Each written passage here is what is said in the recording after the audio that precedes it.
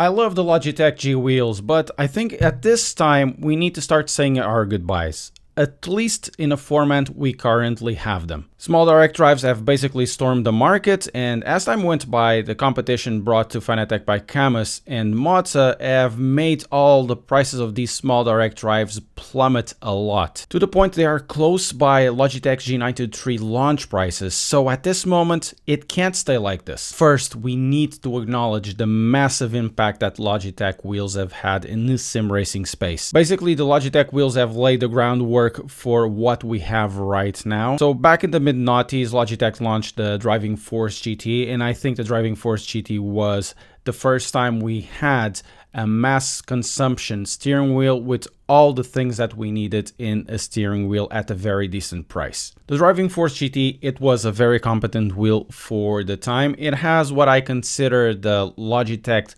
force feedback, which is a little bit of a grainy force feedback through the steering rack, but with lots of sharp, intuitive detail. And most importantly, the Driving Force GT laid the groundwork in ergonomics in sim racing. A lot of modern wheels that we have right now, round ones, take a lot of inspiration from it, believe it or not. The price and features it brought, it basically created the mold that other sim racing wheels should follow. And it also created the indication that in order to have a decent enough steering wheel, you shouldn't pay an arm or a leg for it. I think the next few generations of Logitech wheels really defined the sim racing equipment, and to some degree even the popularity of sim racing itself, as wheels like the G25, G27 and G29, they dropped the price so much that the entry level was affordable for a lot of people, and people started seeing, hey, driving a sim racing title with the wheel is actually pretty fun. For example, the G25, I think it was super competent. It was PlayStation 2 and PlayStation 3 compatible. It had very decent force feedback, good pedals, an excellent shifter for the time, and most of all, the price wasn't too bad. This wheel was for me the first time I say, screw it, I'm an adult, I pay my taxes, I have my money, I'm gonna get something for myself. It really set the tone for me what a big rabbit hole this hobby is. With the prices being relatively affordable for the time in the context of what was available, Logitech influences in the space has been huge. Because of the features, because of the price, Logitech's wheels have been in every buyer's guide for good reasons. It's the same thing with Trustmaster wheels. Trustmaster wheels have been mid-range cornerstone for years. You know, stuff like the T300RS, stuff like the TSPC, they have been out for years and they have good force feedback, good features, good set of pedals, so it's very easy to recommend to somebody coming into sim racing something like a T300RS as well. Even this year, I recommended again that wheel for 2023, so years after it's been released. 2021 changed everything. With the arrival of small form factor direct drive wheels like the CSLDD, it basically shaped how the market is now operating. When the CSLDD was announced, I was basically the first one to say that this type of wheel would create a lot of disruption in the sim racing market because of the technology it has, the features, and also at the price point. The price point at launch of the CSLDD was $399 just for the wheelbase alone. And I thought, because so many people jumped from, say, you were going to buy a G29 and you buy the T300, for the same reason they could go from a T300 into a CSLDD and also buy the accessories then. It would make a lot of sense for a buyer to think about that and spend a little more to get there. And honestly, that happened a lot until basically the stock of the CSLDD imploded and you couldn't get it anywhere for months. Camus dropping the C5, which is quite cheap. The Mozza releasing the R5 bundle that comes with pedals and is quite affordable, and dropping the price of the CSLDD to $399. We have a situation where it's very hard to recommend stuff like the G29 the TSPC, or the Logitech G923.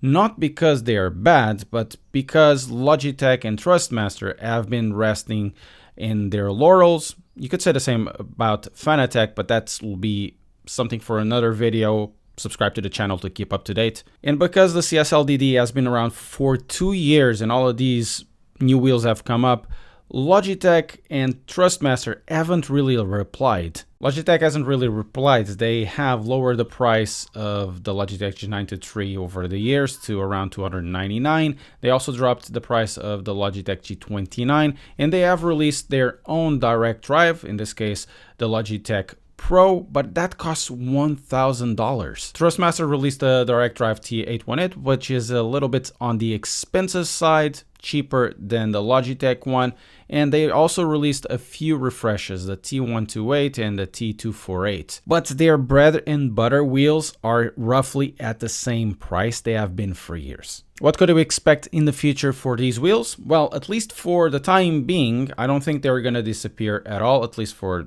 1 year or so, because a good chunk of buyers look at price alone. It doesn't really matter if you can get the direct drive for extra $30 or $40. They just go for the cheaper one that is $30 or $40 less. Then you have the case that Logitech and Trustmaster have a bigger brand recognition than Fanatec, Camus, or Mozza, and also the case that is also very important.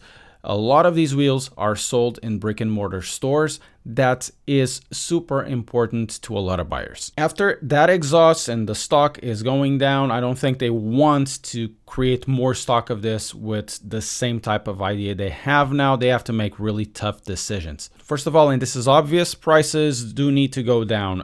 There's really no point starting to sell new stock of these wheels at $250 to $350 when with just 30, 40, 50 extra more, you can get a direct drive bundle. Secondly, a lot of these wheels will either need to drop in price or get refreshed or simply disappear. You know, if they don't disappear, they're going to be priced out. You have the case of the TSPC, which is in Trustmaster store for $699, or the TGT2, which is $799. It doesn't really make sense at this moment. For roughly the same price, at $799, you can have a Mozza R9 with an ES wheel and also some SRP pedals, or you can get the 8mm CSLDD bundle with a load cell. And if you want to spend just a little more, I think it's $30 or $40 more if I'm not mistaken, you can get also an extra wheel, the McLaren 650 GT3. Well, unless you need to get the PlayStation support, in that case you can get the 5mm DD Pro for roughly the same price